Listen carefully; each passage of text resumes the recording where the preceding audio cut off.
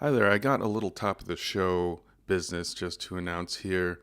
Um, Anybody in the Midwest who did anything 2 weeks ago has an excuse in my book because we were in the middle of the polar vortex. We recorded this at a time when we were reaching about negative 23 degrees Fahrenheit. And it affected me very badly. I got really sick and I was taking a lot of medicine. So, add that to also, I had some new equipment installed, which overall will increase the quality of these recordings and the simplicity with which we record them a lot. So I think it's a great purchase. We'll talk more about that in future episodes, which we already have in the can, by the way. And we also, like I said, we recorded this 2 weeks ago. And the reason that it's only coming out now was because I live in an apartment that has, unfortunately, sort of a dry climate. And I work a lot on the computer looking at a screen. I don't know if anyone's ever experienced this particular thing, but when you're working in a dry environment and looking at a screen, your eyes kind of stay open a little longer. And sometimes when you're working for a long time, you get dry eyes. Well, my eyes dried out so bad, and couple that with the cold I had, I basically couldn't keep my eyes open for more than, a few minutes without feeling some pain. It was pretty bad, and I feel for anyone who has chronic eye pain. It's one of the worst things you can experience. Well, the good thing is I'm on the uptick, and because I took the amount of rest that I did, I've also gotten over the nagging cough that I've had ever since it got cold in Chicago, and it feels super great to be back on the mend, to be moving back towards full health. And finally, also going with the new equipment, we were still integrating some of the old equipment, and we lost audio towards the end of it. And so there's a bit of an abrupt end. We recorded something after it, but unfortunately the video wasn't so good to go with it. And we both decided, Britton and I, that it wasn't fit to put up on our channel. But I mean, it wasn't terrible, but whatever. We decided against it. And in a future episode, we redid that thing. So here's the show. Thanks for listening. How to suck at recording. Hey guys, it's Britt, and I'm here with Dan, and it's another episode of How to Suck with Recording. Fuck, man. How to suck all over recording. Yeah, we're here. We're it's the middle of the polar vortex. My brain is frozen. Yes, everything here in the Midwest is What are you pointing at? I'm pointing at the TC Electronics Juno 60 brings Roland's classic Juno synth chorus to your pedal board. We're just hijacking some content. All right, I mean, before we get into this video, I've never seen this. We're not hijacking content. We're talking about the campfire, bro. This is the campfire. This is the campfire. But yeah. How many times have you? I mean, I've used this Juno 60 like chorus effect in some way. Tal makes one. I use all the time. So I don't know, man. This could be audio cool. line. Yeah. I'm just bringing them up. Dude, this is audio like line. this is a Tal secret software dash or TAL dash software.com. This is some secret like goes hard in the paint. There's nothing secret about it. But it's all about that chorus sample. Like that, where is it? It's up there. It's even in their like whole products. Yeah, Chorus all LX. This stuff. Yeah. Down below. Free products. Chorus LX right here. Yeah, man. So cool. The Tal Chorus LX is a very, very good plugin. Yeah, man. I love a good chorus. No doubt. Same here. So anyway, so let's get into this pedal, because then there's the other pedal that we can talk about that was released over the year, which was the Boss did the Waza-craft Dimension C plugin, which is the Dimension D in pedal form, and it switches between the chips of the Dimension C and the Dimension D, which is also interesting. I have like a million things to talk about. Whoa, Chorus. That's loud. That's loud. Turn it down. I love I can just talk about chorus all day, guys. Chorus and delay are my two favorite things in the world. Dude, I feel the same way. Ooh. It's sexy. June 60 chorus is a faithful recreation of the lush chorus found in the legendary Juno 60 synthesizer. I don't know if it's digital or analog yet. I don't know if it's even really a deal breaker, but I want to know. Beneath the no-nonsense two-button design, you'll find the secret to the iconic synth sound I like it. that fueled countless 80s Sounds hits good. and defined the cult themes of an entire era. With its all-analog Bucket Brigade delay circuit, June 60 Bucket makes that Brigade. classic sound yours Well, to we've keep. answered my question. I do Button love it. one Bucket gives you a Brigade. slow-moving, rich chorus, perfect for thematic synth tones, while button 2 presents a faster, more wobbly chorus for thick and groovy soundscapes. Combine the Buggy, two buggy. and sink your teeth into fat, chewy caramel tones that can go all the way Chewy into caramel rotary territory. tones. These metaphors, stop making them. I'm not buying something from the pastry market. I'm buying a Please. fucking pedal. Please stop. Want to making enjoy them. the full stereo chorus goodness of the June 60? Easy. Just hook June it up 60? with a Y-split cable and flick the switch to stereo. Sounds great. This sounds does. great. I mean, the, guy, Designed for the life on presenter is road, very June good. 60 Yeah. will stand He's up doing to his any job. sort of gigging abuse while delivering crispy, true bypass tones that won't eat your clean sound. He's not coming off like a douchebag At all. at all. Yeah. He's not annoying me. We all know Absolutely and not. love This that is warm 80s one of chorus the tone. better And with gear June 60, videos. there's nothing to it. Simply plug in, pick your flavor, and write the ultimate memorable theme for the next sci-fi. I mean, it's cult not a hard sell either, though. I just, if we're being completely honest here, take my money. It's just like, let's choose the chillest guys we got, and let's hire them to make that video. Yeah. Yeah. This. Yeah. I love a good chorus. I'm a sucker for it. What are they looking at? PP, the price point. I don't see one. Wait. Oh, $50. $50. What? No Jeez. way! You're lying to me. $50. I'm buying that. Like whenever I see this up for sale. An analog chorus like this for I don't know. $50. Is it really analog? The, With the all I think analog? it is. But I mean, the other thing is just like, who made it? Like, where did they make it? Who did they put my into money. Who slavery? Everyone, people who we don't want building our stuff are going to be building our stuff, period. We can't get away from that. The only way is when people are like, we've produced this in Japan. I understand. We produced this in America. I understand all this, but I will not stop talking about it. I think it should be something we should always be aware of. But like, if this was built in Japan, it might be $100, and I would still pay $100 for it. So if you want to think about the terms of like cost versus exploitation, if this was built in a fair market country, yes, and I would still pay the premium for it. Yes. Okay, so like, yeah, this is something I want. Yeah. Very much. check out for this- $50. Yeah. Very much. All right. I want. I'm definitely like here's the thing. Check out the Waza-craft thing that was released earlier in the year. The Dimension C, which is the Dimension D in pedal form. But then Waza-craft took it, reissued it. Where It's long. This is way back. should in the I year. make a? Yeah, you should like, actually. looking at Yeah, the you should just look for it. Waza-craft. Dimension C. Waza-craft. It's Boss made it. It's just Damn yeah. it. Oh. You're already. It knows what you want. Yeah. I see. It knows what you thirst for, Dan. The algorithm.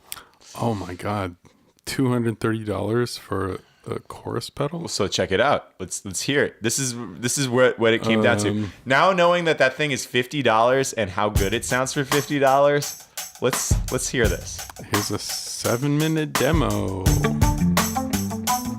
Oh my goodness, it sounds so good.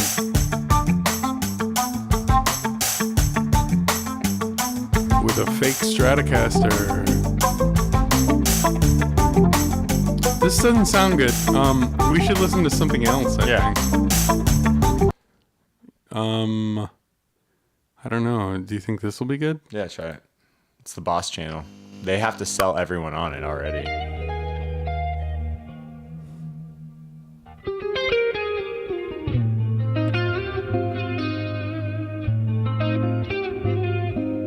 Playing the same Sir Strat style. Interesting, Sir Stratocaster. Yeah. Why? Well, always. Because the Stratocaster is the king guitar. I get that. It is. It's But Sir. But why Sir? It's good for everything. Ooh, man, that he was feeling that chord a little too hard. For your audio listeners, if you're checking out this Boss Dimension C video, and this dude literally he popped super hard on this really simple jazz chord. Like he popped so hard that I thought he broke his neck a couple of times. What? That was like that was some feeling on a chord that took no effort at all. And it wasn't even the choice chord too. Like it was like that's what we expect from you. Oh, here we go. Yeah, some funk. Hell yeah. All right. Ooh. Ooh. With your homies, with the homie. So Dan plays a JC120. I think it should all be known that. Dude, that last player was really good. He was playing through a JC120. Was he? Yeah, Dimension C. I didn't notice that. Yeah, dude, he went in. Nice. See, look at into JC. Oh, I see. I mean, I almost bought a jazz chorus as my amp, and then I decided to get a Boogie Mark II A, and I've never looked back. It does sound good, this Waza-craft. It is. It's appropriately priced at this like $230 price range. For $50 fucking though for that TC Electronics thing, I'm sorry, yo. Totally. Yeah. 200. What is And it? nobody- $230, $260. Well, Yeah, I'll just go back 230. one. 230. Yeah. Yeah. Yeah, 230 $30. That's what you're gonna be paying for that. I mean, look, I don't know if that's worth it. I do think it's worth it, but I don't think it's worth it in retrospect of being a gigging musician. I would definitely be like, okay, this is a luxury item. This is something that I would aspire to have for my like rigs.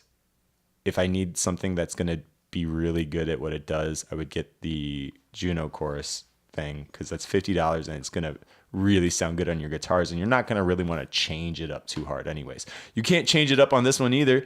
It's only 4 different presets, and then you can switch between chips. That's it. So you have to think about that. Yeah. I mean, You can't even adjust loudness. What goes in comes out. Yeah.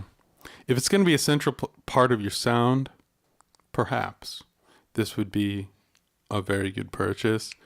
Like if you're going to basically base your tone or design your whole tone and sound around a chorus effect. This could be a cool. This could be a cool thing. I definitely think it's worth the amount of money. I think in relation to the other pedal, the TC Electronics one, the value isn't there. It's not a value. Like this is not like a value oriented pedal. It's definitely like you're spending the kind of money on. I think we skated out. We were on Music Radar, and then we went to Tao. Yeah, we were somewhere around here. Yeah. Anyways. Yo, I mean. Oh. Yeah, there it is. Dude, this. For $50, it's so good. It's so good. Looking at this pedal, it looks so good. I know. I get it. I get all of it. And I agree with all of it. All I'm saying with agreeing with all of this is that I don't want to trash the other one because I would still spend that money. Yeah. I'm just knowing that I'm spending the money on something so specific versus I feel like this June 60 is a little more like I'm going to use it on a lot of things. Yeah. There is something to be said, though, about like the understanding of what chorus should do and what it shouldn't do. Yeah. I think is way more understood than it was in the 80s. It's true, but the Dimension C and Dimension D, they had this like 3D effect, they want to say. You know what I mean? Which I understand. I've used these units. I think they're really cool, but I do understand, like, I use this all the time. Like, I would put it on a bus and just send different instruments through it. You know what I mean? Here we go. Yeah, and if I had a live version of this pedal, I would still do the same thing with my 4-track. I would just set it up and bust it through because it sounds that good. Before you get into asking me how I would do that, guys, depends on your tape machine, and it also depends on how much you're trying to like allocate through the track. And I also want to say, no matter how much you like this video, it's just a bunch of white dudes. It is. It is a bunch of white guys. It's always a bunch of white guys. Yeah. Behringer Crave. Let's talk about this guy. Oh man. See, I feel like this is gonna be now. So Behringer was like my anti thing for a long time. I used to love racking on them. Now I feel like I'm defending them based around like what they do in principle, and now I feel like I have to actually like start getting into this. Now, Behringer, if you hear this and you want to send us product, feel free to email us at howtosuckatrecording@gmail.com. howtosuckatrecording@gmail.com. And we'll take anything, and we will give you the fairest review possible and the most honest one. Other than that, I feel like I still am like very into what they're doing. We will definitely say that your switches and your knobs feel chintzy. That's people. That's been a critique. Should I play this video? Yes. $200. Analog Hi guys, semi-modular it's Michael synths. from Behringer. Hi, We're Michael. Back again at NAMM 2019. This is where we cut the Anaheim. cost, though, And and your today wardrobe, we're very, yeah. very excited to show you our new little baby.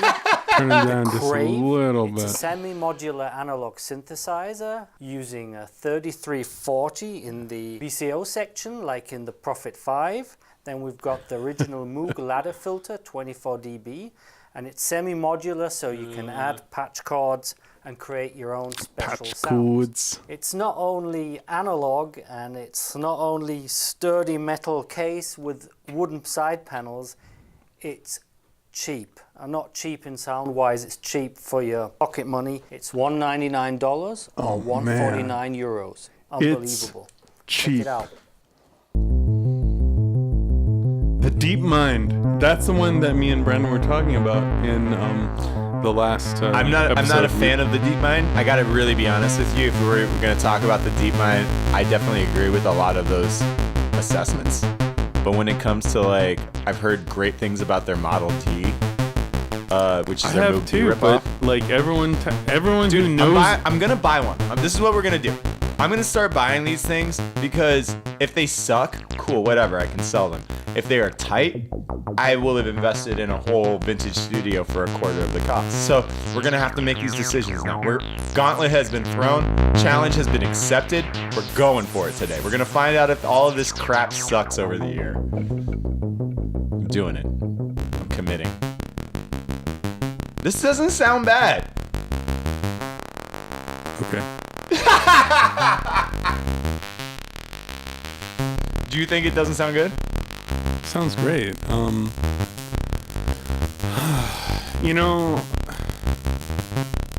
it sounds good, but like when you're trying to like, there's a difference between the hobbyist and the artist. This is a great hobbyist item, I think. You know, like you can just like have an evening home and create something really cool. And if it's good, you can choose to put it out as some sort of record or something. That's cool. That's really cool. But that's where I think this this sort of item fits. Oh, I mean, I understand your reservations. I don't think all of these new markets, semi-modular, modular stuff or whatever is kind of that way. I think it's limited in its own right. I think if we want to like talk about this stuff, Behringer is giving you a $200 version of maybe like it's a low bar for entry. It's a low bar for entry, but it's a 200 versus. I've seen some of like the Moog Mother stuff go for about $5. So DFAM maybe $350.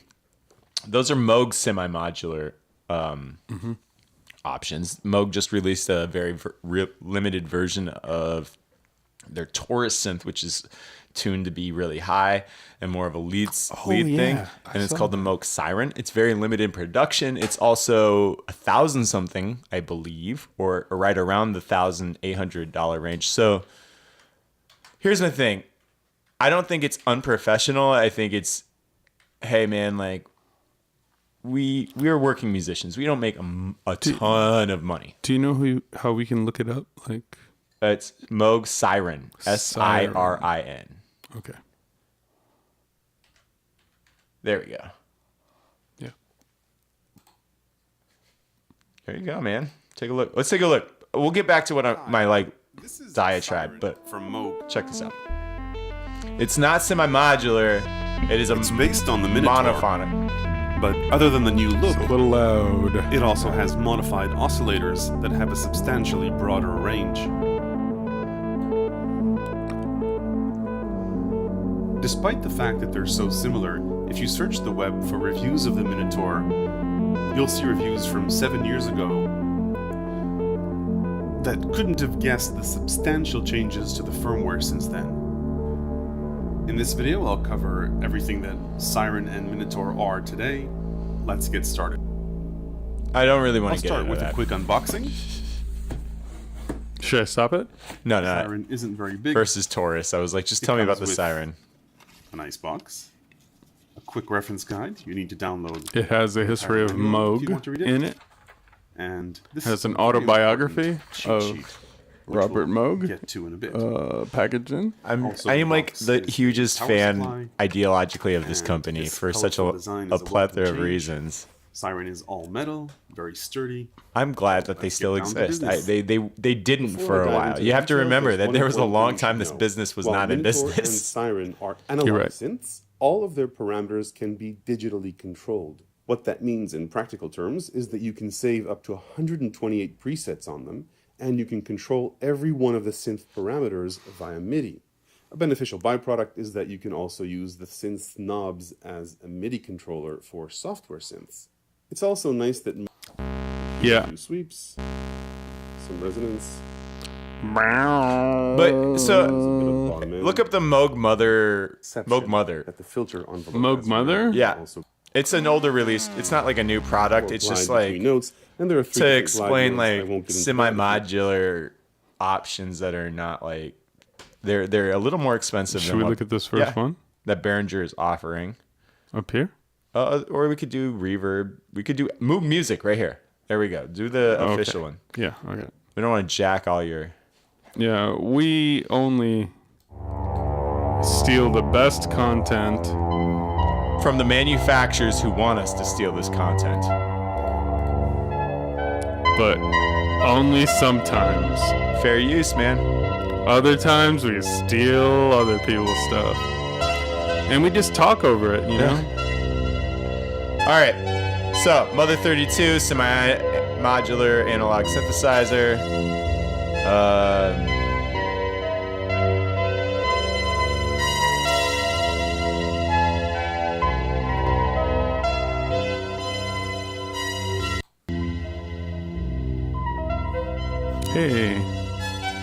Hey man. Why don't you put some plugs in? Oh, hey Erica. Why don't you put some plugs in another spot to get another sound? Hey Banahafar. Why don't you put some plugs up in there? It's tremulant PWM. Hey, man. I won't lie. Real talk. This is the most women we've seen in a product demonstration video in a long time. You're very right. So, You're very right. That's very refreshing. keep killing it, Betta. Yeah. Cheers, Moog.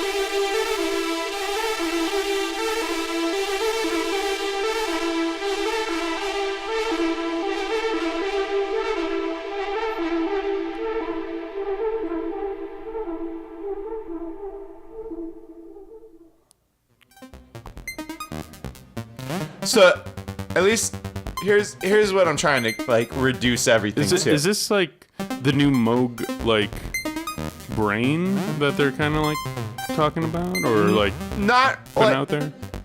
I think Moog. So Moog made a grandmother, which is another semi-modular synthesizer. This is just this is before that, obviously. Is they're like one of their first rack mount semi-modular synthesizers. I think that they have really utilized a lot of the technology that we were talking about and floating around. And I think they're trying to produce good stuff for the market. Like they are very much in line with their ideology as a company has stayed consistent, I think, over time with what Robert Moog would have tried to put out there, I think. I think what's interesting is that as a result of Moog just simply doing this kind of stuff, Behringer is now trying to compete against the market with a lower dollar item. I don't think Behringer sounds as good as this, obviously, but I think it is also a different synthesizer engine, which is what you want. I don't think that it's a matter of whether or not they sound as good. I think it's a matter of build quality. Well, first off, Moog makes it extremely clear that you can rack mount this in your Euro rack. Well, yeah. I mean, as far as what I'm saying, like the stuff from the higher end brands, they're gonna have good builds. Yeah, but the knobs are gonna be solid. The potentiometers are gonna be higher in quality, but like with the Behringer stuff, you're gonna have faulty switches. You're gonna have cheap ass potentiometers. I'm just like, again, like the only Behringer product I trust has like 2 switches and 1 knob on it. It's the XR18, and that's it. I'm interested in this stuff. I'm interested in all of it. I'm interested in all, because you gotta remember when synthesizers were first being explored, there were budget situations for that were good and bad. I think that there are a whole wide market that we can see. I think what's more important to me is that why does every fucking person who does synthesis look like they're continually bored with whatever they're trying to do? Like, dude, this is exciting. You're having fun. This should be great. Instead, it looks like you're fucking studying some sort of book, dude. Why? I give them a lot more recompense because they're busy kind of like figuring out which knob they're gonna turn next and how they're gonna turn it. But yeah, you're right. I mean, this is great. This is great. They have the charisma of an eggplant. What? I disagree. Absolutely. I like that there's a diagram. It's kind of bizarre that they got this diagram next to this composer.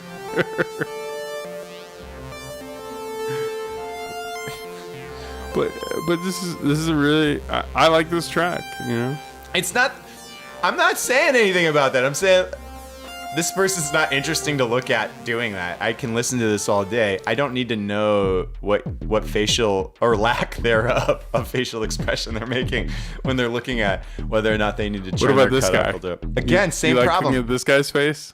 He looks just bored too, man. Oh, we lost audio. Oh shit. Well, did we lose audio? Yeah, we lost it, man. Completely on channel 3. So we are still using our Mo 2 for some things. More specifically, we're feeding the computer's brain into this Native Instruments complete audio set. I think we can call an end. How to suck at recording.